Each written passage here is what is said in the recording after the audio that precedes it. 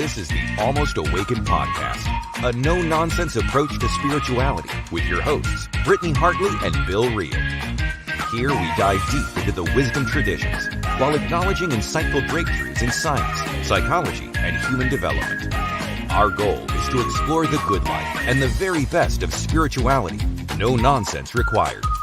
Check us out at almostawaken.org, where you can check out past episodes, make a donation, email us a question or comment, or find out more about the resources we shared. And now, today's podcast episode.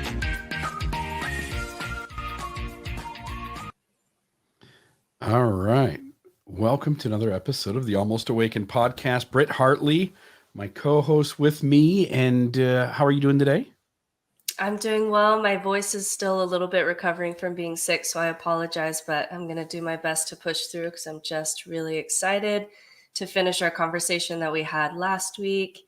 Because when we got done with it, we both had more to say, which is not surprising. We're both, pompous windbags. So totally. This will be really good. But if my voice is a little crackly, I apologize, and I'll mute when I need to. So, yeah, last week you dove into this topic of morality without religion or without God, and the idea of like when you deconstruct religion, how does one create a morality, and how can we trust that that morality is effective?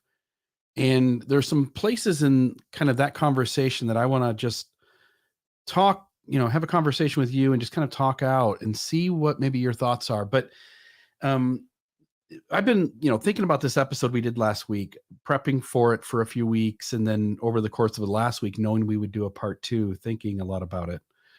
And I've watched several videos, a ton of them. And the one I watched this morning, the guy made this comment. He said, yes, people can be moral without God. They just can't justify why something is good and why something is bad. And this seems to be the rack that the religionists hang their hat on, is this idea that, all people can have a morality, and that morality can be effective or ineffective, but that a person who doesn't have an ultimate authority out in the universe, that's God, to say, yeah, well, God thinks this is good and God thinks that is bad, is simply guessing and creating arbitrary constructs or expectations by which someone gauges what is good and what is bad.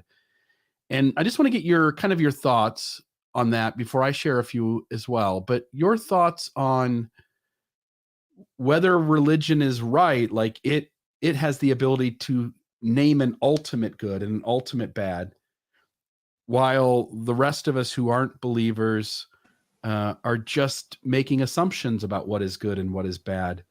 Any thoughts from you kind of on that phrase? I just gave a lot of stuff. But... Yeah. So that phrase comes up a lot. Like you, I like to listen to a lot of debates. That's where I can kind of see these ideas being battled out in real time. And excuse me. And so it comes up a lot that without God, there's no orientation piece to be able to make sense of right and wrong. And it comes up in almost every debate where you're talking about morality and God. And the interesting thing, I was looking at a study that I think correlates with this. There was a study that was trying to figure out, why are people get super into astrology? Why are people fundamentalists? And it's for different reasons. So for astrology, they tested all of these people and they would rate, how they felt about astrology, the horoscopes and that kind of thing. And the only determiner whether you would be more into astrology or not based on the study was if you ranked higher in narcissism, or just this kind of idea, this kind of more self-serving way of looking about the world, that you will tend more towards astrology because you can always, the planets are moving because of you. You're the center of the universe, right? But for religion and fundamentalism, one thing that they said from the study that I'll link in the show notes, it's from a think tank I like called Big Think.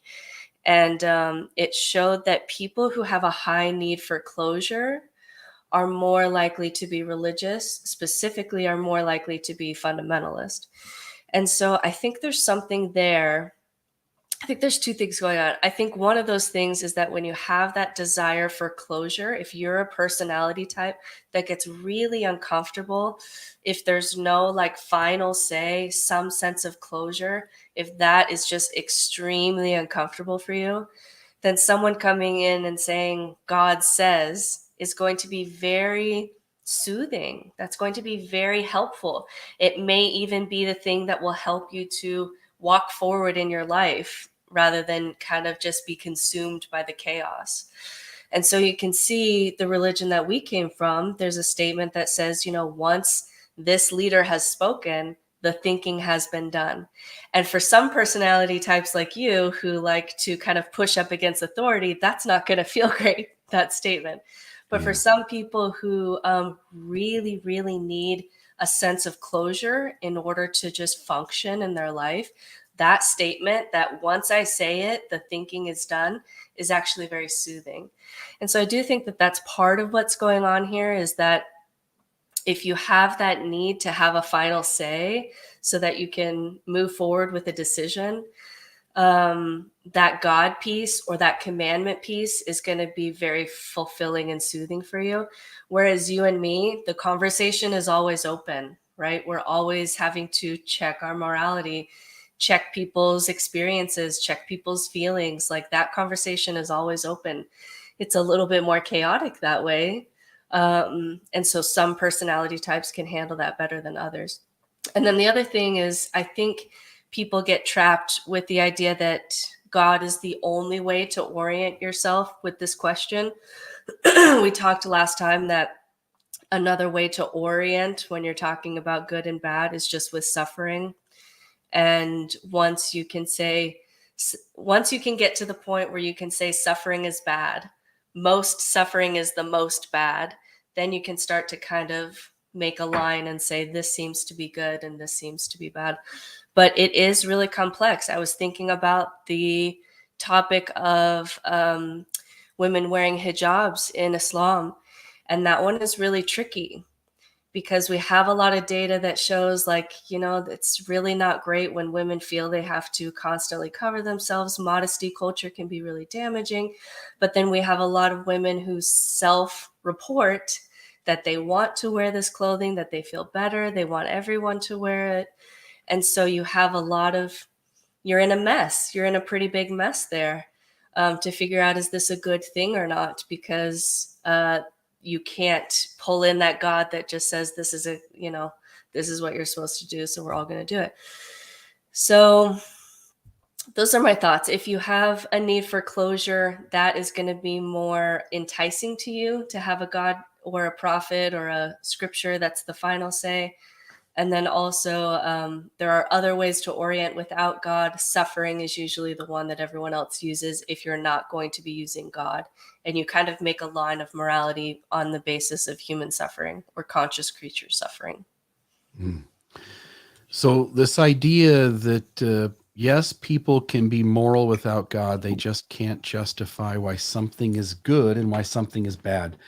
I was telling you as off the air as we were getting ready to go on, you could take 100 people who are religious and they all might go, yeah, I know good and I know what bad, and God's my ultimate authority who has already laid out what that is, and so I just follow it. But you and I both know that every one of those 100 people inside their heads would disagree on some point with the other 99.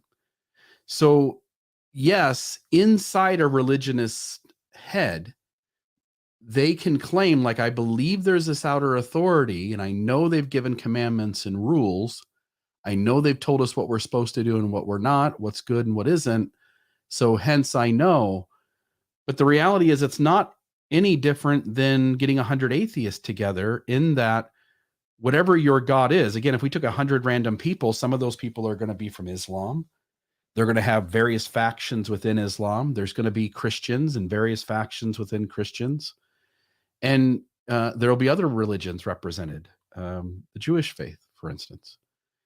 And in all of those people, there's going to be disagreement about which parts of these rules we've abandoned because they become obsolete, which of these rules we hold on to, the degree of violence which is condoned by God within various facets of Christianity or of Islam are debated. And so while the religionist likes to throw out the argument that God makes it so that we can create an absolute morality, the reality is that there's no way 100 people could ever get together and do that. The second thing would be that they're not very effective at doing it anyway. So if I take you and I come from Mormonism. So if we take 100 Mormons and, as you pointed out, this idea that, once the decision's made, the thinking has been done. The moment we stop thinking, we allow bad ideas to go on for much longer than they would have. We talked about this for a moment last week.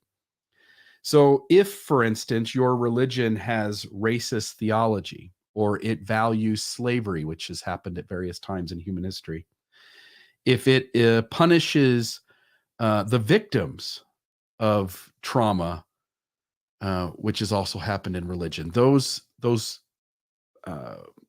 morals, those rules, those behaviors and punishments for those behaviors tend to go on and can go on for hundreds and sometimes even 1,000 years before somebody comes along and goes, I don't think that's a good idea. So by having an outer authority that none of us can really pick up the phone and call, even with prayer, if you believe that's effective, we can't get God to lay out any sort of real hard line on what he's good with and what he isn't. So we're left with other humans speaking and interpreting on his behalf. And now we're even an extra layer removed from ourselves. So the argument that religion can come up with a better morality, I don't buy into. The fact that the idea that religion can make adjustments quicker and easier, I don't buy into. And so again, if we took 100 people that are atheist, 100 people who believe in religion, I just don't see any more agreement on one side than the other. There's also this idea that, when I listened to Sam Harris and he did a little video on this, he did a TED Talk, and the TED Talk's up on YouTube and you can watch it. But he argues, like, why wouldn't we use science to create morality? He talks about how when we use science, it allows space for the exception to the rule. So for instance, he used the example of chess. In chess, there's the golden rule that you don't give up your queen. And he makes the comment that, yeah, that's a true statement almost all the time. And there are exceptions where it is in your best interest and possibly the only path to victory to give up your queen. And in the real world, there may be, again, we don't live in a black and white world. There may be rules that for the most part hold. For instance, don't lie. I think most of us agree that a pattern of dishonesty will not help you and will cause lots of hurt to others. So we have this rule in our society not to lie.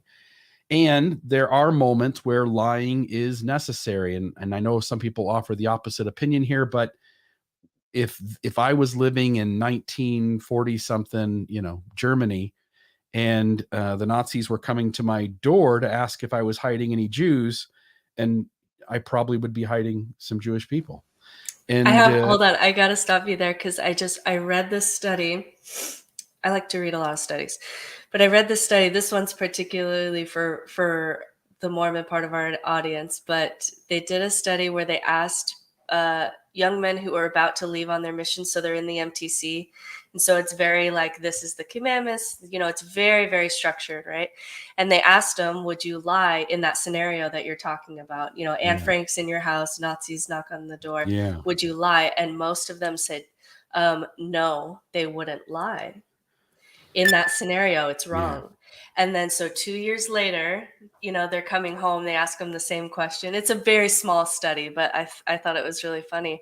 They asked them the same question, and then they said yes, that they would lie. And like some life had happened in between, the MTC training center and when they got home, which is super interesting. But I think you did a really good job this time and our last talk too, of really deconstructing the idea that the security that you do feel or the closure that you do feel by trying to point to a Bible verse or a person or a God is an illusion, even within the religion.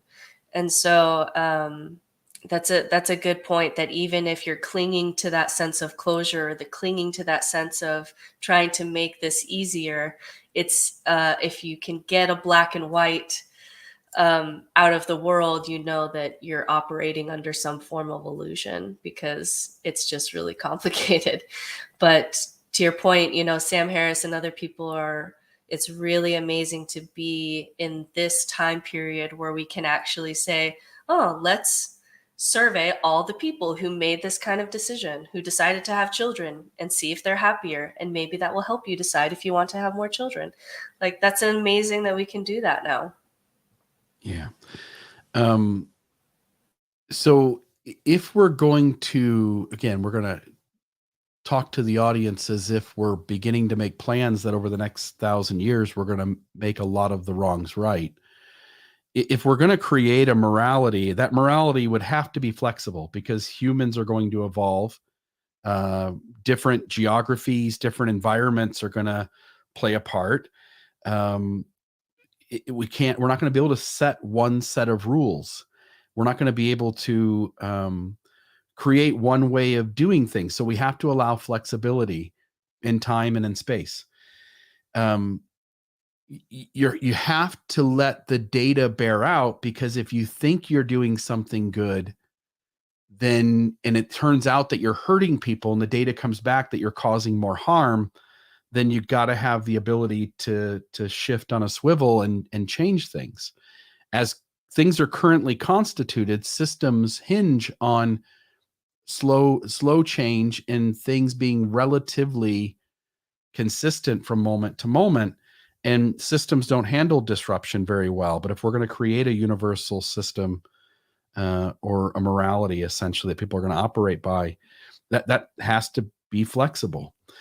And I wanted to talk for a moment too. This idea that see how I want to frame this. I said something last week about the two kangaroos that were kind of in a fight, and I want to show a little video. I'm going to put it up on the screen here. Any thoughts from you before I do this, though? You may not even know what I'm about to do, but any thoughts from you about what we said so we'll go far? there, but I want to get to this audience question when you're done. Please. When we're done with this, we can even do that right now. That'll give me a moment. Okay. So this is from one of our longtime listeners, Debbie Jo. I'm wondering about the problem with just trusting our own inner souls, or just kind of inner compass, our inner empathy to determine morality. I believe the vast majority of people are basically kind and honest. And then when she mentioned this to friends, they completely disagreed, that they don't trust people, that they think people are selfish and mean. And so what would you say to someone who just said, my only morality is just my inner compass? What would you say to that? Yeah, I don't know that I want to trust everyone's inner compass, but I think the majority of us, when we have enough information to be informed, when we have the data in front of us, I'm gonna bounce off to something else. We just had a book club last night where we talked about the book Freakonomics. Have you ever read that? And the book goes into look, we can use economics to really get a different view and a very deep view about various hot button issues. And they used a bunch of them, but one of them in the book is abortion. And some of the data that they shared was that when you have abortion be accessible, affordable, and there was a third thing, but when abortion is accessible and affordable to the general population, the crime rate in that area is significantly lower. It was like 20%. And so on the front end, all of us, to some degree, value life. I mean, there are people out there who don't, but most of us value life. And then, so there's a child about to be born, it's months away from being born, whether we're talking early term or even for those who want to have the discussion about late term. We value that life and we don't want to harm it, but we also recognize, for those of us who are pro-choice, we recognize that there's also harm being done to the mother and the life situation and other people being affected. Freakonomics, the book, And I'm sorry, these are all real deep, complex conversations and tangents we're going to go off and do today. In the book, it makes it clear that if you consider the mother's harm and that future child's life and the harm that that child might do, being raised in a situation where it's not really, I don't mean this coldly, but not really wanted, that the person wants to get the abortion. Those folks, in a predominantly high percentage, end up turning to crime, and often violent crime. And so the crime rate went down like 20%. So back to the question of like my inner voice is I do want to trust everybody's inner voice to make decisions for their life. Again, all of us are manipulating. All of us are lying in our life, whether we like to hear that or not, because we are favoring, might be our children or our spouse. We are favoring our company over our competitor. We're doing those sorts of things. But generally inside, our inner voice is telling us to reduce suffering. It's telling us to not cause intentional or unnecessary harm to others.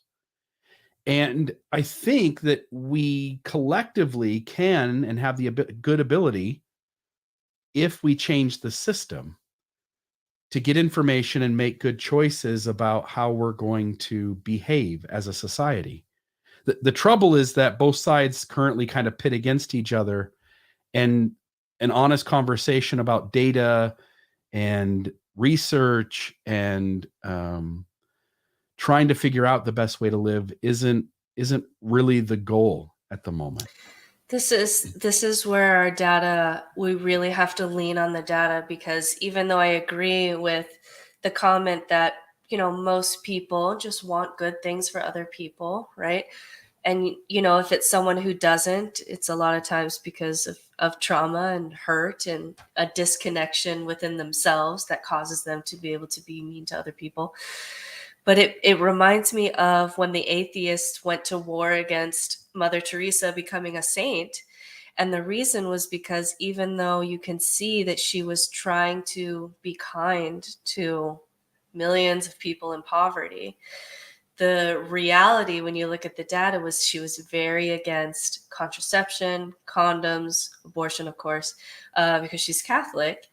And so when you look at some of the ways that she made decisions in these poor areas, that I'm gonna, because I love you and because of my beliefs, I'm gonna give you a blanket, I'm gonna do my best to have you turn to Jesus.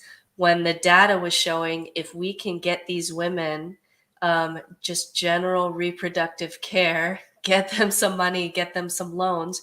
We know from the data the best way to get a country from poverty to prosperity is to give women reproductive rights over their own bodies, and then also some way of making money or taking care of themselves. And that's the best way to do it.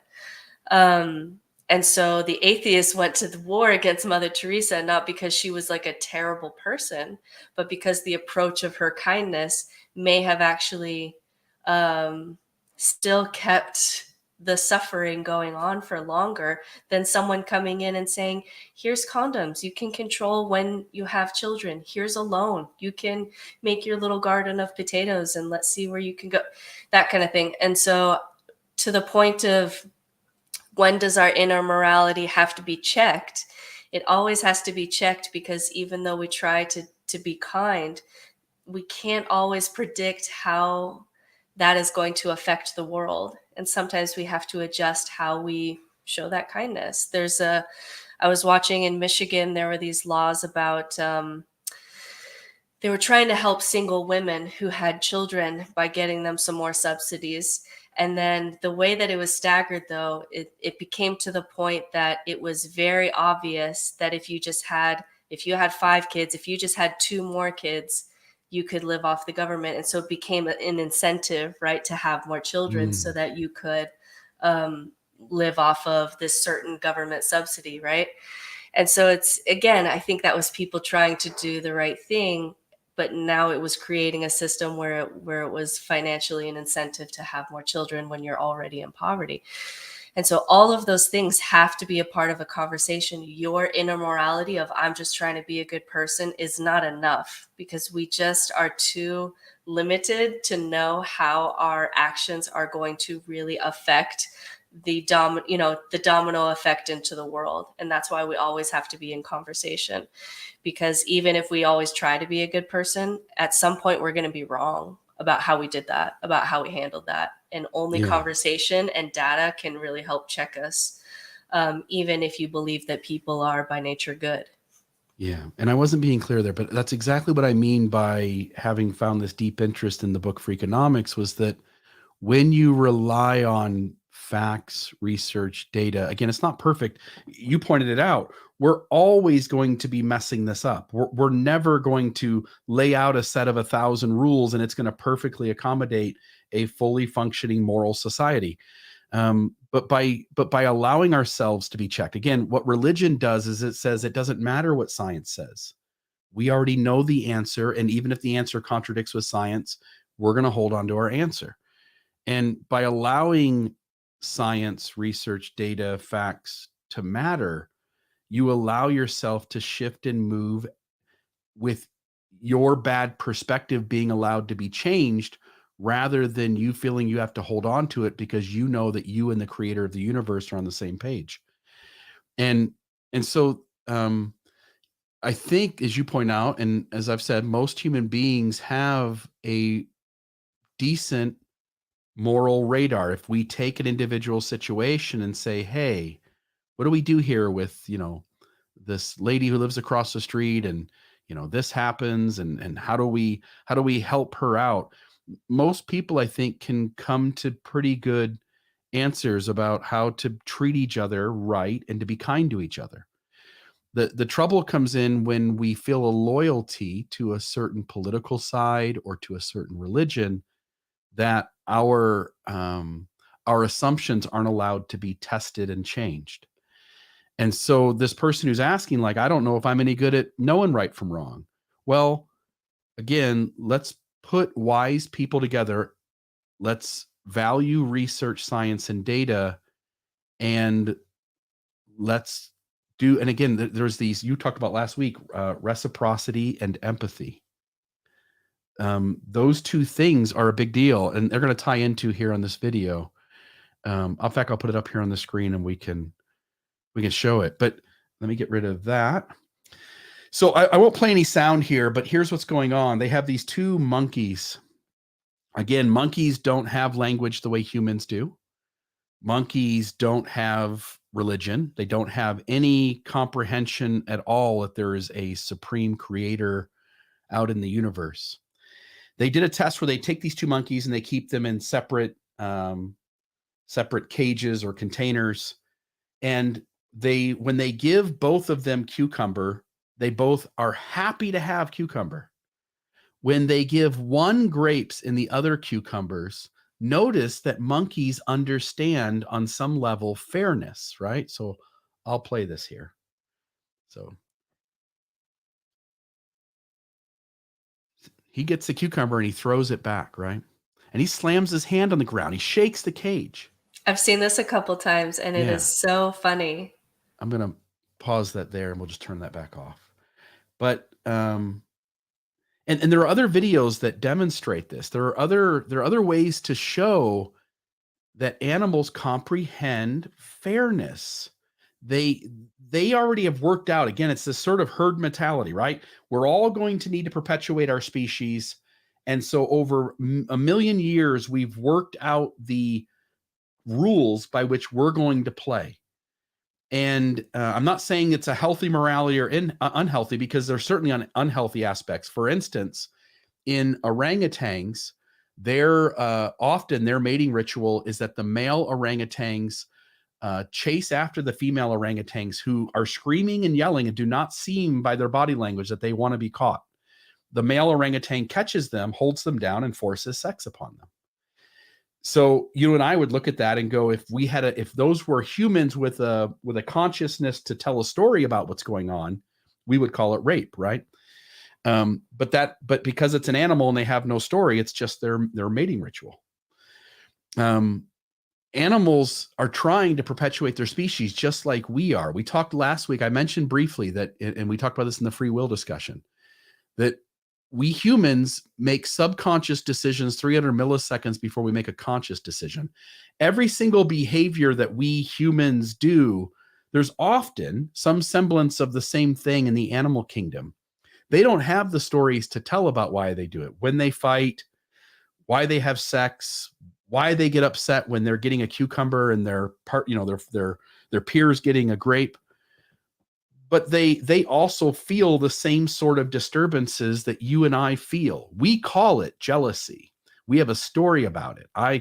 I walked into a room and Gary, the guy I can't stand, is talking to my wife and he seems to be flirting with her, right?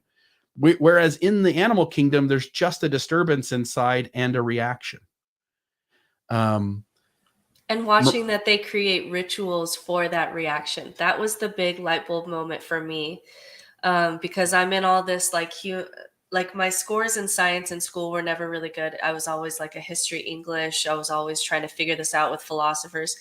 And then all of a sudden the light went on when I see the group of monkeys that, when they fight, I mentioned this last time, and you hurt the other one, you fight a little bit too hard, you go steal a baby and you give them the baby. And it was like this light bulb moment of they felt something. They felt guilt. They felt I went too far, right? Without words. They went and they have a ritual just in their species of taking a baby from a mother, and the mother knows what's going on, and giving them the baby, and then they give the baby back. It's not even their baby. It's just a random baby from the monkey tribe. And it was like this kind of like sacrament, right? It's like this kind of ritual that they created to get that feeling of I went too far out of their little monkey bodies. And that was such a light bulb moment for me, because like I said last week, it's when morality goes from top down, right? God to scripture, to prophets, to leaders, to me, to morality being from the bottom up, right? From the animal kingdom up to us humans, that in order to survive, we need to have these principles of reciprocity and justice and empathy embedded into our bodies, or we're not going to be able to survive as a tribe. We'll be too individualistic until we can't survive. And so once I was able to switch morality from a bottom up concept, that this comes from the animal kingdom up, that even rats have rules about how much you're allowed to win and lose. And they do this entirely without language, entirely without story. That was a huge light bulb moment from me of how I could rethink morality. And it was already there in the animal kingdom. I just wasn't looking. For so long. I was looking in religion, I was looking in scripture, I was looking in prayer, but it was all there. Because your outer authorities trumped data, research, science. It doesn't teach you to be curious about the world outside of your lens. The question with the video is, is human morality older than the invention of religion? And when you see, as you point out, this bottom up perspective, that you see that the animal kingdom has morality. It may be good or bad. We can debate that. There's parts where we go like, yeah, that was nice of them to do that to each other. And there are other, for instance, they had another test where two monkeys are in separate containers and the food is outside the container with a rope on each side, and they have to work together. And even when one monkey is fed and the other one is hungry, the hungry monkey has ways in which to convince the monkey who's eaten that he needs to still work together, and he's harder to get motivated. I love that video though, because you could put in the language like, hey buddy, like you ate, but I haven't eaten. Like you can see the language almost in his body language of like, hey, like, come on, And it's where the reciprocity comes in, because if the monkey who's already fed doesn't help, then the other one won't help him the next time. So it becomes apparent the moment you don't have to have God be the author of morality and the arbitrator of it, then it becomes obvious that morality existed long before an idea that there was a God, or an idea that God gave us this thing. And so soon as you see that, that feeling comes before story, it allows us to take the story layer completely away and go, the hell with the idea of jealousy. Jealousy is a very modern term in the last, 100,000 years. Fear is an older word, and jealousy is fear, right? Fear that you're going to lose the thing you thought belongs to you. And so when we understand just basic human emotions, sad, angry, fear, those ones, and we go into conversations with other humans who are bumping into us, and instead of going, yeah, I got really mad because da da da da da happened and that happened and this is what's going on and I got pissed off, and no, if you just said, I'm feeling right now fear, it becomes so much easier for human beings to communicate, to understand, and to, without ego getting in the way, speak to what the other one is dealing with. Now, and that is harder than it sounds, because yeah, it is so tricky. I just learned a new one last week from the queen herself, Brene. I learned she was digging into resentment. Like, where is this feeling coming from? Like, there's kind of like these families, like it's in the fear family, it's in the anger family. And so she said she thought it was in the anger family because resentment presents a lot of times as anger. And then is she this an digs. Atlas of the Heart? Or is this I don't someone know. else? I don't Okay, know. keep I'll have going. to look Sorry. it up. I think it was just like on a talk show. Like it was just a cordial thing. And she said when she dug into the data and dug into kind of the body and all this kind of stuff, she found that it wasn't in the anger family, it was in the jealousy family. You resent someone because you're jealous of something. So if my husband were to come home and plop himself on the couch and I'm doing the dishes and he's watching TV and I feel my body fill up with resentment, rather than see that as anger, with a little bit more emotional education, I can tap in and say, I'm feeling jealous that he can tap out. And sometimes as a mom, I feel like I can't, and I'm going to go communicate that with my spouse.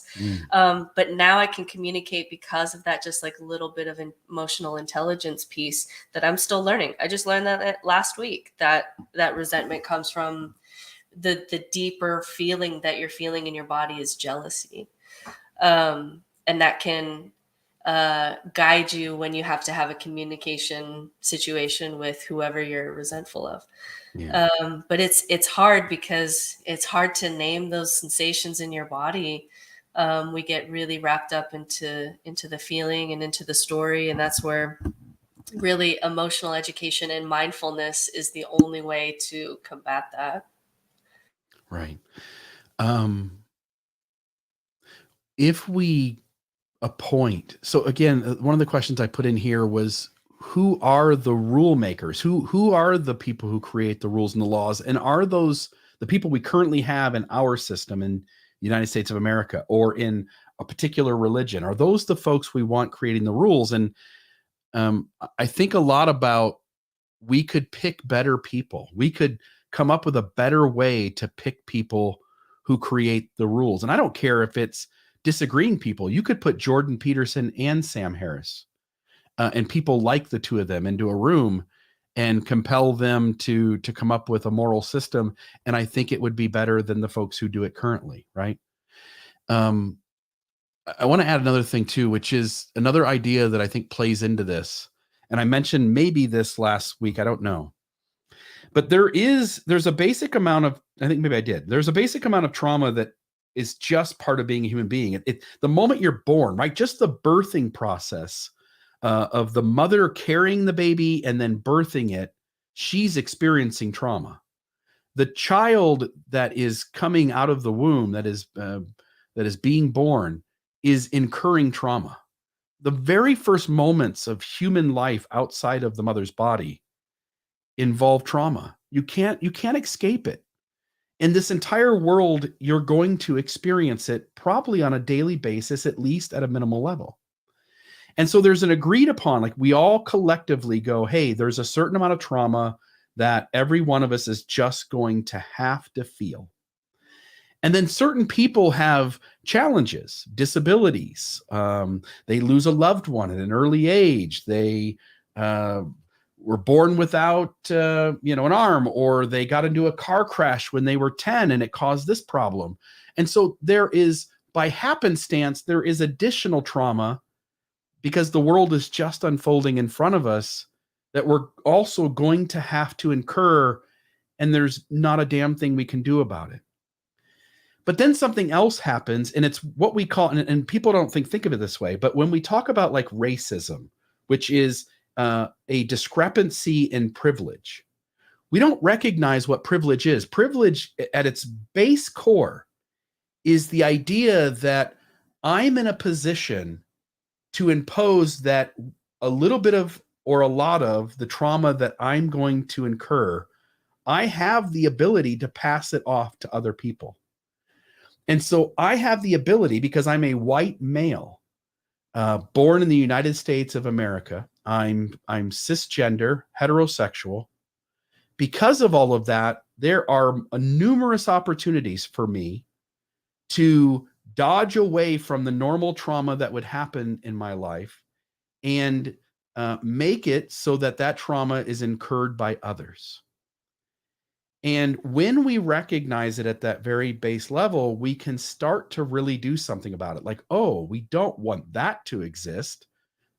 And again, every single one of us, in the ways that we're privileged, are very scared about letting go of that privilege. Right? You're a woman, I'm a man. I have privilege in our society based on that. But you're also a white woman. And so you have privilege over certain people. And we've got to figure out, like, how do we put people at the forefront who are smart enough to go, how do we take away the ability to pass to someone else the trauma that you should naturally incur because the world isn't always going to be kind to you? And then make it that way. We can start to create systems that have much more balance to them. But we're constantly fighting about the stories about all of it, rather than seeing the base level, which really lets us get at it much faster and more effectively. Any thoughts from you there? Yeah, I am. This is a place where I get a little bit optimistic. I feel like every generation in the past, when you look at World War I vets and they come back and they're just totally damaged as humans, right? And then they just don't bond with their kids, and then they die, and then they have their issues, and then some of this trauma is so generational, right? I mean, we're talking about sometimes long generational trauma. And really, the access to understanding trauma and trauma therapy and the psychedelic studies that are coming out about processing trauma out of your bodies. And I've seen people, when I've done these, kind of group experiences, process things that they barely even remember, like their mother's trauma, right? Things like that. It makes me optimistic that what could humans do if we weren't just so trauma broken, And we don't know the answer to that, but that's a reason to be hopeful about the human race, which I don't really usually get hopeful. I'm usually very blah and nihilistic and pessimistic and philosophical and all the things. But the idea of a generation of humans processing and understanding trauma, understanding how emotions show up in their body, wow, that could lend to an entirely different way of being for a lot of people. So I mean, that makes me hopeful. Yeah. We've never really understood, even as we're not even talking about 10,000 years ago, we're talking about our grandparents didn't even really fundamentally understand trauma and how broken they were and how it affected them. And so that could be a really positive shift, something to be hopeful for.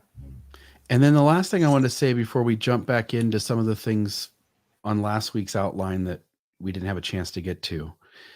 I was trying to come up with a list of, if I were the guy in charge, how would I build the system? And I listed 9 things, and I just want to just read them off. And if you have any thoughts on any of them, feel free to stop me, or we can talk about them kind of collectively at the end. I put the morality creators would value data, science, and research. That would be number 1. Number 2, they would have wisdom. And again, we could pick a system that intentionally selects people that we collectively see as wise. We could do that much better than we do today. So they would have wisdom to see the potential ripples. Number 3, they would have a healthy ego and be able to value ideas that are better than their ideas, even if that idea is only slightly better. In other words, they would be willing and able to go like, oh, I like my idea because it's mine, but I'm willing to let it go because I see a better idea out there. And most people aren't very good at giving up their ideas in favor of other people's ideas unless the discrepancy between how good their idea is and how mediocre or poor your idea is large. But we could select people who that discrepancy, they could make that shift or change when that discrepancy is really small. Number 4, they would comprehend that almost nothing is black and white and tough decisions will need to be made, because almost nothing is a win-win. And almost never is it like one side would win if we did it and the other side completely loses. Like almost the entire world, whether it's abortion, drug laws on drugs, whether it is certain sorts of criminal violations, like nothing is black and white in this world. As you said earlier, anybody who thinks so, like you're off track. So tough decisions will need to be made, and people need to comprehend that almost nothing is black and white, that there's always going to be some hurt or loss on one side in the midst of trying to even make the better choice. Number 5, they would understand the premise that there is an amount of trauma and discomfort that is natural and unavoidable to experience. Number 6, they would work to eliminate privilege, the ability to pass off one's discomfort and trauma to others. 7, they would seek to help every human as responsible and healthy as possible. This would be a complete overhaul of the current education system, for instance, where every student would be taught deeply about managing intense feelings, taught to critically think, taught to discern truth over comfort, taught about consent and enthusiastic consent, how to support others' healthy, authentic self, conflict resolution, meditation, developing a softer or healthier ego. Number 8, they would recognize that reform and protecting the innocent are of more value than punishment. In other words, when you understand that there really isn't free will, and if there is, it's extremely limited, punishment is vindication and retribution. The system should never work on those sorts of emotions and feelings, but instead should seek to protect the innocent from further harm and should seek to reform the people who seem to be struggling to make choices and at times cause great harm. Let's see here. And then number 9, compensation to the people who create the rules. That compensation would value the best ideas and the best results and not charisma or unkept promises. So anyway, that's my list of, if I were in charge, I would sit down and start to figure out how to create a system that has leaders in charge that are able to work towards those goals. Any thoughts? A lot of thoughts. Yeah, sure. Yeah, I have a couple things. So it reminds You disagree with any of those? Yeah. Mm-hmm. Oh, I love it. No, but the first thing is it reminds me, Plato wanted the world to be run by philosopher kings. And there's some things on this list that were like, philosophers are good at seeing like, oh, there's two sides to this coin and not everyone's going to be happy and we're going to make a decision anyway. And like that was a lot of what I wonder if I made the list that Plato made of philosopher kings running the world, what you would think about that. For me personally, when I want someone in charge, I have just like one simple rule of like, this person is at least trustworthy enough to be a part of a conversation. So my gauge when I'm talking about leadership, is this person worthy listening to? Can they, do they recognize the weaknesses of their own side? And do they call out their own tribe? Do they call out their own echo chamber, right?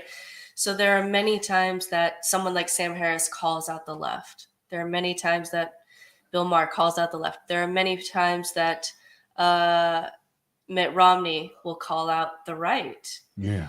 call out the people that support him. And when anyone on either side of politics or a conversation, when anyone will turn to their own side and say, you know, we've gone too far, or we have to be aware of this, or whatever, that person to me is instantly more, at least trustworthy enough to be a part of the conversation.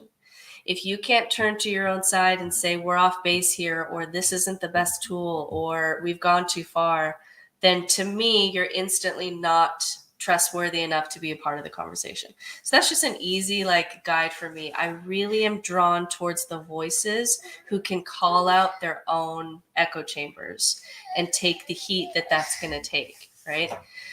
So I appreciate that. The one that I would push back on is number 6. I think that one is missing something on one of the sides here. So I understand. Just 1 second. Oh, you're good. Okay, shh, lay down. My kids are out, but this one has a little fever, so he's staying home with mom. So number 6, I understand what you're saying by trying to eliminate privilege. The problem to me is that there's a difference between getting resources to the people who need them the most. So for example, children who have like an ACE score, you know, the trauma score that they do, it's like the ACE system, and they have like 10 things, you know, they've been sexually abused and the whole list. They should have automatic health care. They should have an automatic therapist, right? That would help to get resources to the people who need it the most, right? Instead of therapists be only for rich white women or whatever. But my issue with that one is even though we all have certain cards that were dealt in privilege, it's just such an easy trap to become a victim to your own privilege and to also use that privilege. If you're in a system that's trying to eliminate privilege, then you can use your trauma to get to kind of start manipulating the system to your best advantage. And so there's no incentive to overcome the card that you were, you know, the hand that you were dealt. And that can become a problem for perpetuating everybody's a victim, right? And we're just all stuck in my victimhood, and there's just not enough resources to help me because no one will, you know, come up, you know, fix my life. So that would be the one that stands out to me. That privilege piece, you could maybe think of it in terms of resources, but you have to be aware that if you're only giving resources to people who have the most trauma, you have to be really careful, or else there is an incentive to stay in trauma, to stay in victimhood, to claim victimhood rather than overcome it. And that's tricky. I love it. Even you and I aren't going to be able to agree exactly, huh? Now we add another 1,000 people and let's start making up rules, and now we're going to have to debate things, right? Another big problem is that the people who are most qualified to lead don't want to, right? That's always been the problem with leadership, is that the best leaders are those who leadership is thrust upon them. And so how do we do that nowadays? You know, we can't just, we're so big, and then now you have to be campaigning to be a leader, and then that just will bring out a certain personality type, right? And so that's a big problem too. How could you even possibly find leaders when the best leaders are the ones that don't want to be? Totally. That's a problem. Totally. So those were some of the ideas kind of ruminating in my head as I was thinking about last week's episode and some of the other kind of tangents I went off into in researching and preparing for that conversation. What were some of the things that we didn't get a chance to either get to, or things that came up over the last week for you? Yeah, I have 2 other things that I wanted to, talk about. So one was pleasure, and then the other one was guilt versus shame. So for pleasure, I get a lot of people in this debate who talk about, like, if I didn't have a list of do's and don'ts, I would just be a heroin addict, right? What's stopping you from just going crazy on pleasure and destroying your life, right? And so there is this fear, especially in America. So America is shaped by Christianity, but a certain kind of Christianity, right? It's Puritanism. And so the foundation of our country comes from this people. When we're talking about white America, not Native America, when we're talking about white America, this culture didn't like pleasure, especially female pleasure, right? Female pleasure is dangerous. It'll be out of control. It's socially unacceptable. And so that's why we have things like, men we can say are, oh, that's just how men are. But women, women can't be sluts. And women, when you look at even something like dessert advertisements, which I hate, it's like men can sit there on TV and like eat a steak and have a taco night and a beer and nobody cares. But these women advertisements, they make me want to shoot someone. They're like, at the end of the day, after you've done all the work and you've taken care of everyone else, you can go into your closet and have this tiny little piece of dark chocolate, and it'll be our secret because you just have a little, and the names of these desserts are like little indulgence, little guilty pleasure, and it's like, especially for women, you're taught that pleasure is this bad thing. It's going to lead to like social disgrace. You have to measure it. You have to like portion it out. You have to control it. And so a lot of times when I'm with a client, especially a female client, and you're reconstructing your morality kind of after deconstruction, you have to not just like we're doing here, rethink what is morality, but you also have to rethink pleasure. Because when you think of a cat or a dog that like walks past like a ray of sun, they'll just like lay there in the sun, like, wow, that feels really pleasurable in my body. I'm just going to lay there for a little bit. And so for pleasure, I think we do have to start as part of this redefining morality and separating it from Christianity in America, of saying pleasure is a gift and it's a birthright. You have it just because you exist in a body. You don't have to have more moral worth by denying it to yourself or earn it or like do all the dishes so that you can have your little one piece of dark chocolate, but that's it, as a woman. And so you have to also really think about false pleasure versus real pleasure, because the society is going to tell you that, going shopping and beauty treatments, and these are all pleasurable. And you have to start checking in with your body and what's pleasurable with my body. And just like we do with morality, where you're checking into your inner moral compass, you actually do have to start checking in with what gives me pleasure in my body and how can I increase that in my life. And there's no shame around that. And so like eating a piece of cake with your full attention, and it's your birthday and your friends are around, someone made this for you, it's very pleasurable. But when you eat 10 pieces of cake because you're watching Netflix and you don't want to think about your feelings, that's a false pleasure, right? That's an escaping pleasure. And so I do think when we're redoing morality, you have to rethink pleasure. And so I wanted to ask you, because you're someone who, as soon as you deconstructed, you were like, I want to try coffee. I really love this. I'm really expanding this. You really kind of opened the boundaries on pleasure. And so I just wanted to know, like, did you have any rough roads with that? Are there things that you had to learn? You, for example, don't, even though you can get drunk every weekend, there's no commandment in your life that says you can't. You don't. And I think some people have a hard time understanding that. So give me a glimpse into how it was for you after kind of leaving religion. How did you kind of reclaim pleasure and not get drunk every weekend, which you don't? Like, how did you begin to kind of have that conversation with yourself?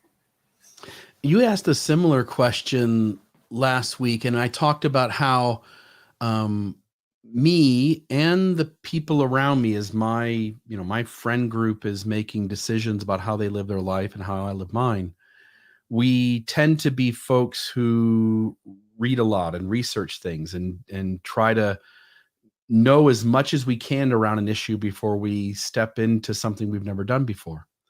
So as I went and tried coffee, I drank coffee as a teenager a little bit. And when I went back to it, it was very different than I remembered it. I know a lot of people around me who enjoy coffee, but when I first started drinking it, it didn't taste good without me adding a ton of stuff to it. It made my heart race a little bit. It, excuse my language, but screws up your bathroom processes, right? Like it messes all that up. But I was so dead set that this innocent thing that my system had hijacked and said was bad, that I was going to give it a full shot. So I really did for months try different things. And eventually, at some point, my taste changed where it was delicious. Not only delicious, it's a big part, not because I'm addicted, but because it is a big part of my morning. It tastes good. It helps my mood. It does help me get moving. But that's coffee. When it came to alcohol, you mentioned that I don't get drunk. I don't like it. So when I go out drinking, if I'm at a party and my friends are drinking, there are times where I will choose to drink alcohol. Most of the time I take cannabis, and I really like what that does for me in lots of ways.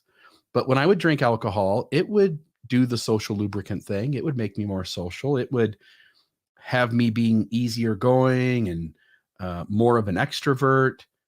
All my friends report that they really like drunk Bill better than high Bill.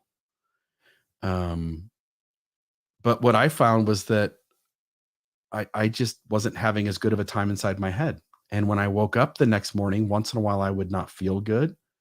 It was harder to get moving. I've never taken cannabis and woke up the next day and had anything other than a great mood. It's just easy to be good and happy. So whenever I'm going to try something, I'm just reading about it. I'm studying it out. I'm seeing what other people's experiences are. And I don't, we all feel pressure to do the things our friends are doing or the things that our system tells us to do. But I was trusting my own inner gut. And if my gut tells me that alcohol isn't really the best thing for me, then I, for the most part, tend to stay away from it.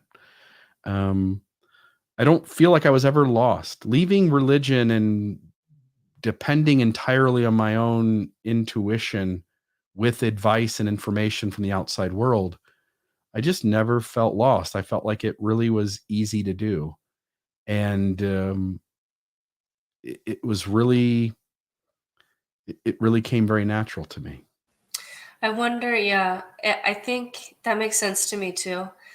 But I do think that there's something to be said for it seems to be better for human development to have an ego and a community and have some order and then kind of deconstruct versus the other way around where you have, so like if at 16 I didn't have any rules around alcohol, I think it would have been harder for me to check in with myself and say, you know what, this doesn't feel great in my body and I don't like how I feel the next morning. And the studies are kind of showing it's not really great for your brain. And I don't think that I would have had the maturity to have that self-knowledge. I would have been far too dependent on, your friends just mean so much to you when you're that age.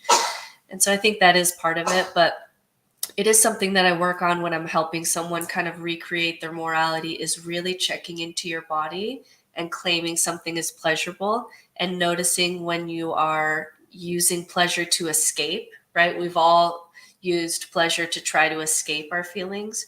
And when we're just actually feeling pleasure in our body and really deciding, you know what, I like these things feel really good. I love being a human when I'm doing these things. Getting drunk every weekend, that's not the person that I want to be, doesn't feel great. I don't, that knowledge is kind of in your body. But I do think that if I would have been trying that at 16, I might have been too young to grasp that. And so It may be something that, like many things, it's kind of helpful to have the rules of the game when you're a little bit younger so that you can have some scaffolding to make those decisions when you're a little bit older. And when you talk about something innocent like coffee isn't going to affect anyone else, right? I mean, I'd have to drink in a 4 or 5 cups and suddenly maybe I'm going to have a health event while I'm driving or something. But drinking coffee isn't going to make a difference towards anyone else. When it comes to pleasure, what I think we have to be really careful of is there are certain human pleasures, especially in the realm of sexuality. There are certain human pleasures which also often takes place in the space of other humans. And so a bigger deal to me is that we don't cause intentional harm or unnecessary harm. And so if you're going to, for instance, you've mentioned several times in episodes in the last few weeks about how some people live in the lifestyle of non-monogamy. And that's certainly a conversation that deeply interests me. My sexuality isn't a clean cut box that fits inside Mormonism super perfectly, right? So as I've thought about those kinds of questions, it has sent me over the last 5 or 6 years in a curious mode, learning about consent, watching the video with the tea, for instance, and really sitting down and going like, hey, if you live in a world where you're allowed to make reasonable requests from other humans about anything, about, hey, would you would you mind sacrificing going to the Mexican restaurant so that I can get Italian tonight? Like, anytime we make a request to another human being, our differences against their differences are going to bump into each other. And we have to conduct ourselves in ways that are responsible to the other life forms around us. And so when it comes to pleasure, I'm much more concerned about how do I get the pleasure that I want? Because I think if you went around to 1,000 people and you said, nobody gets hurt, nobody has any negative emotion, nobody has any problem, there aren't any rules, there is no God, like, what would you do? And I think most people would be like, man, I'd have sex with everybody, I'd try all these things, I'd do this, I'd do that. But inevitably, when you live a life where you pursue your pleasures, you're going to bump into people, and you need to work out on the front end, because it's a whole hell of a lot healthier than on the back end. You need to work out how you're going to do that responsibly without causing unnecessary harm or trauma to another individual. And so when it comes to pleasure, yes, we need to be responsible about the pleasures we take. We can't eat the 10 slices of cake, but we can have the birthday cake. I'm much more concerned that, hey, you should be able to have all the sex you want. You should be able to eat at all the restaurants you want to. You should be allowed to try all the foods or listen to the music at the party that you want. But you also have to be cognizant that there are other people in this same space, and their wants and needs are different than yours. And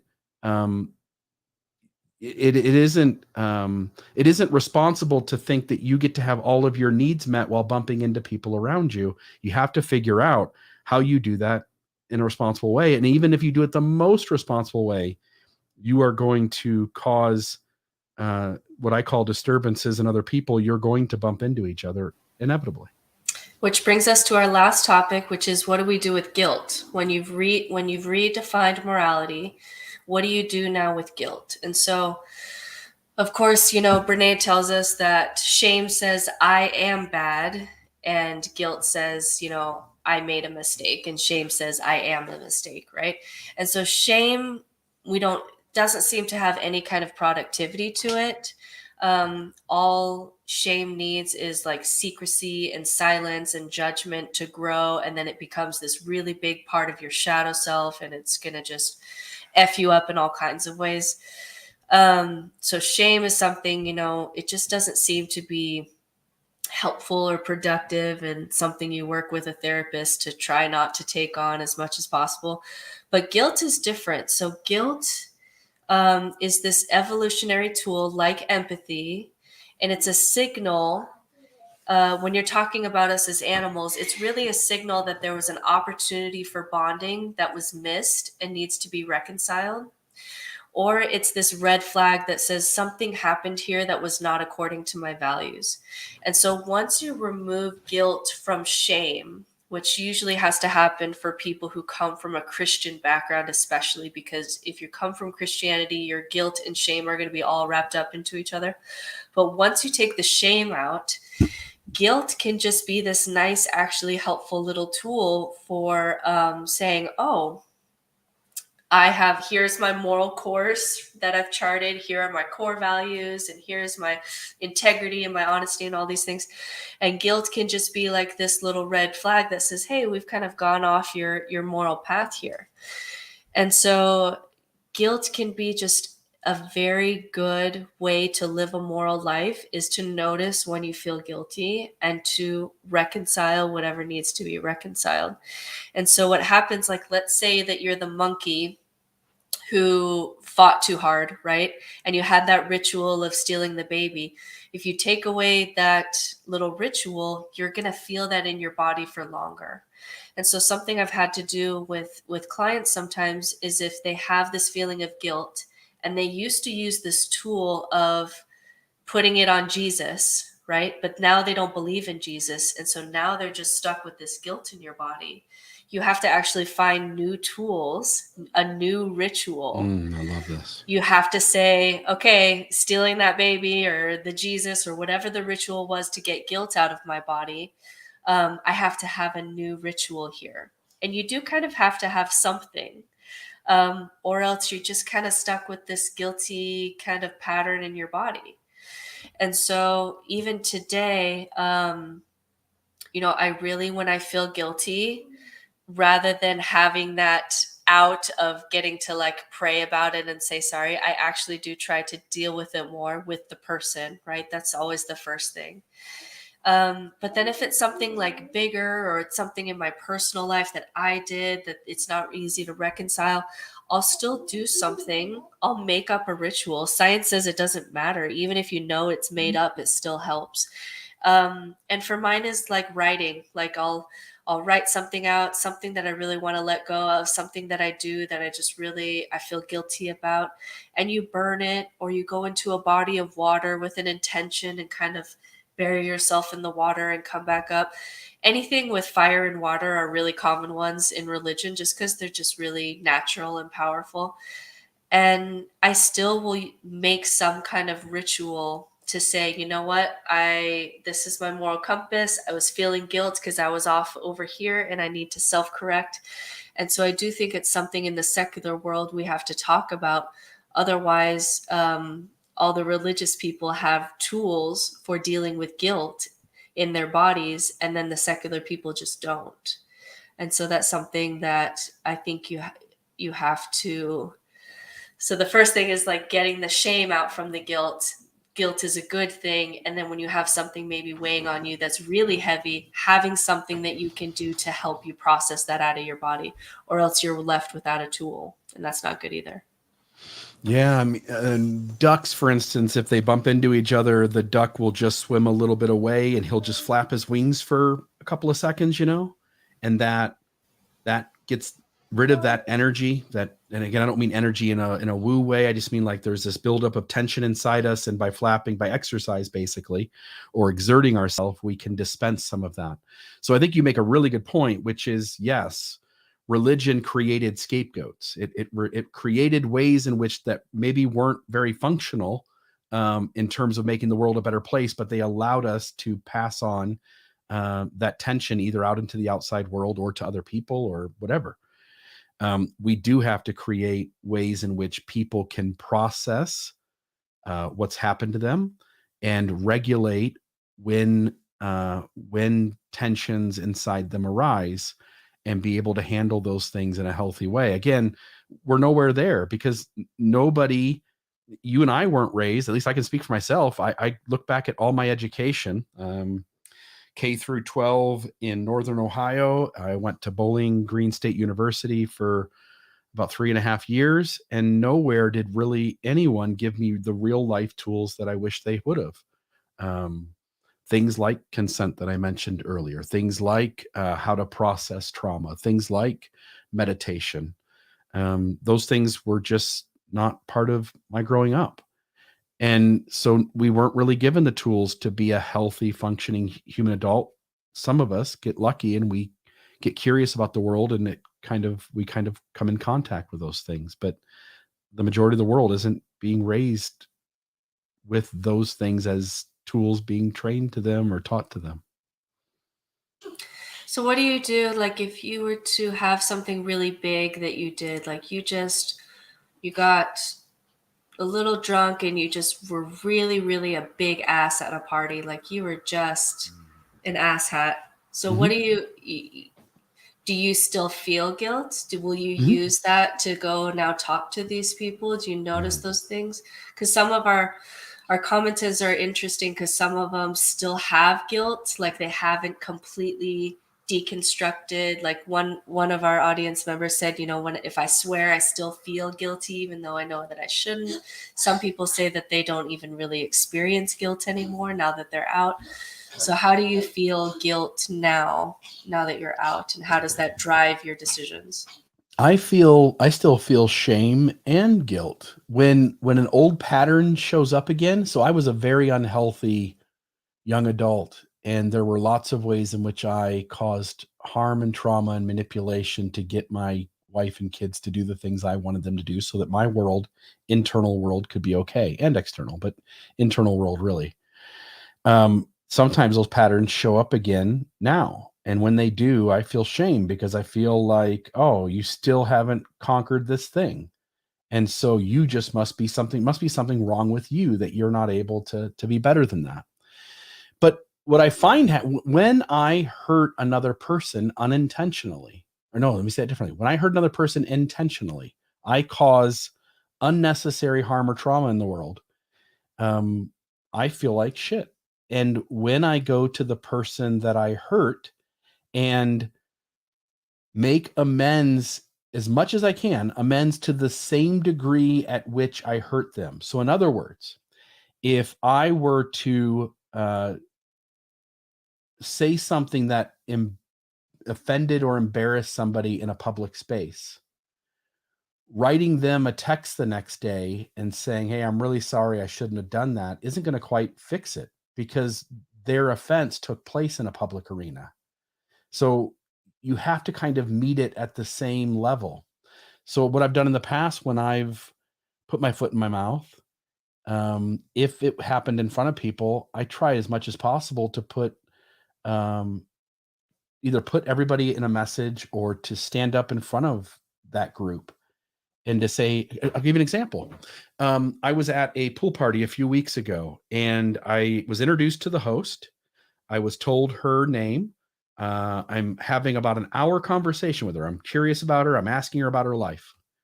When we got done, I had taken edibles that night. I was high as a kite, and I sometimes struggle to manage short-term memory. Like I'll be told something an hour later, I can't pull it out from my brain.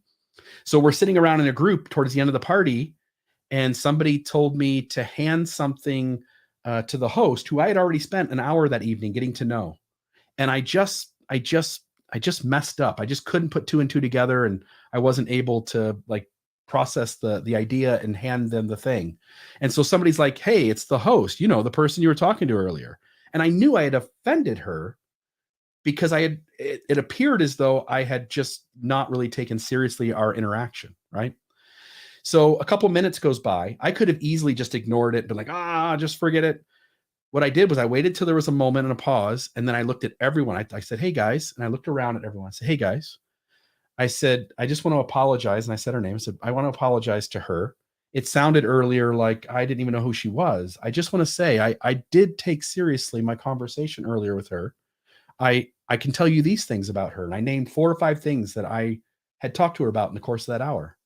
And I saw her immediately went from like this cold stare to a smile because I fixed it in the same sort of situation as it happened in. So whatever I took away from her, I gave back. And I think that whenever we're in situations where we cause offense and it is legitimately lays at our feet, that we ought to apologize and make amends to the same degree. And when we do, it seems like those feelings inside are allowed to go away and we can then start back from neutral again. I think if you lie to yourself and pretend that it wasn't a big deal, I don't know that you can process that stuff. I do think there's also even more of an incentive to do like what you did, because without that little like prayer move that you can do where this, I'm thinking of my grandma. My grandma she was a little bit abusive to my mom and her siblings when they were growing up. And so I asked her about it one time, kind of in a coy way or whatever. And she said, you know what, I once I was feeling really bad about that. And I turned to Jesus, and Jesus took those sins from me. But she hadn't had the conversation with the kids about, hey, I'm Yeah. sorry that I, screamed at you guys and beat you with wooden spoons and such.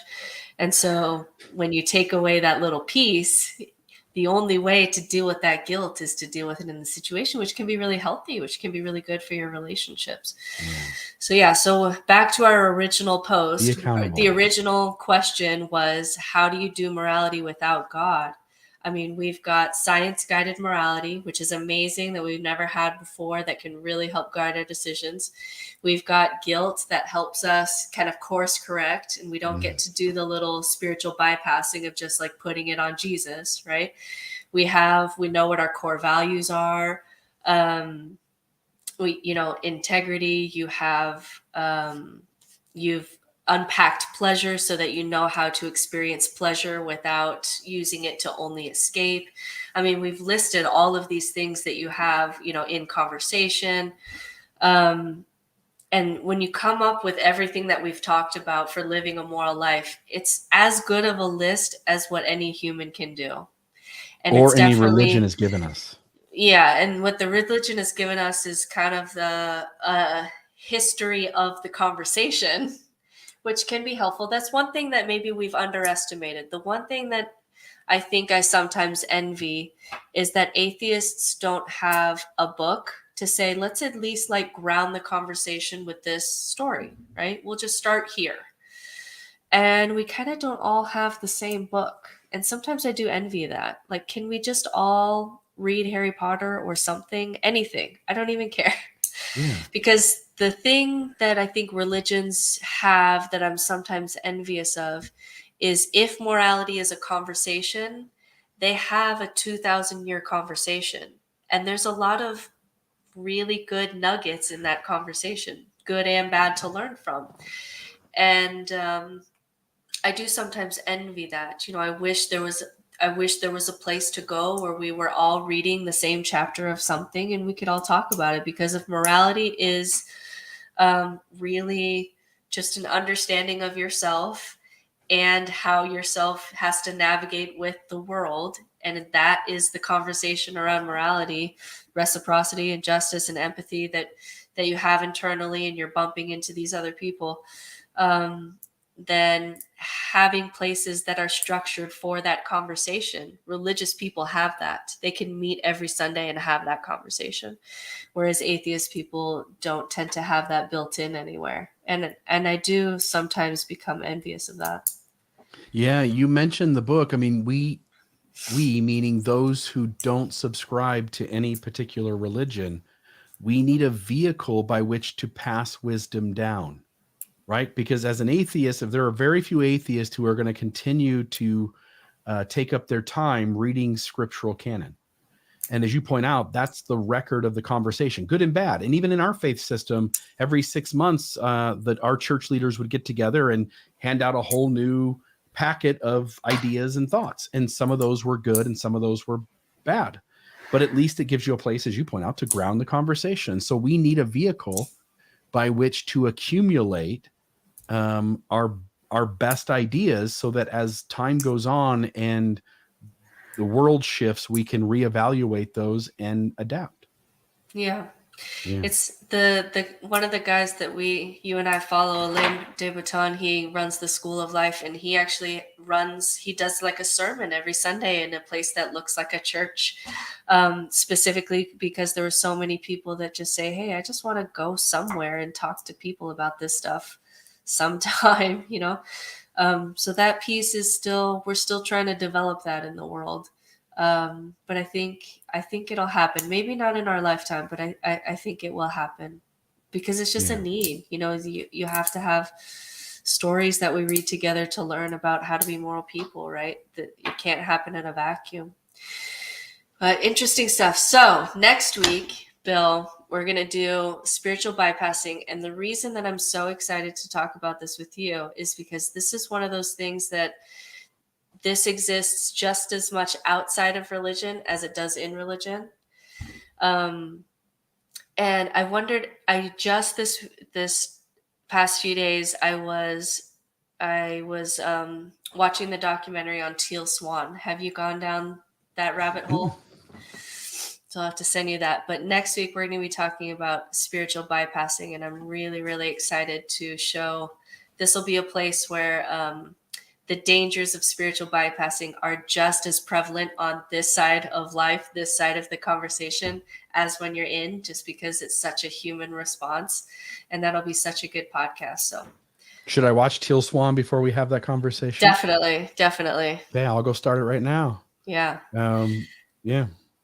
So Thank you everyone for listening. Hopefully our thoughts on morality help you at least feel like if you're in the mess of trying to figure out right from wrong, we're in that with you. It's always been a conversation.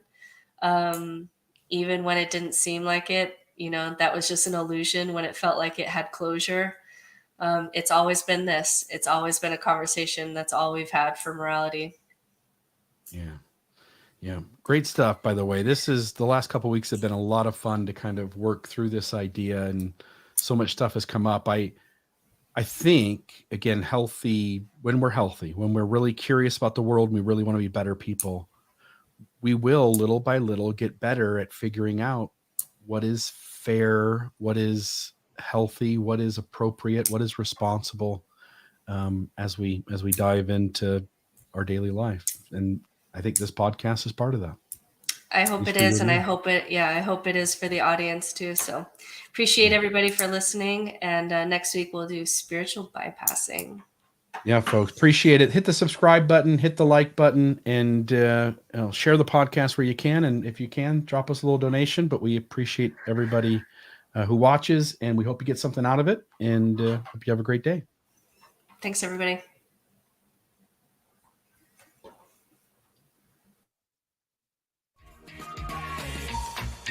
This has been another Almost Awakened episode. Check us out at almostawakened.org, where you can check out past episodes, make a donation to keep this podcast running, email us a question or comment, or find out more about the resources shared in today's episode. For coaching opportunities or extra support, visit NoNonsenseSpirituality.com to meet with Certified Spiritual Director Brittany Hartley.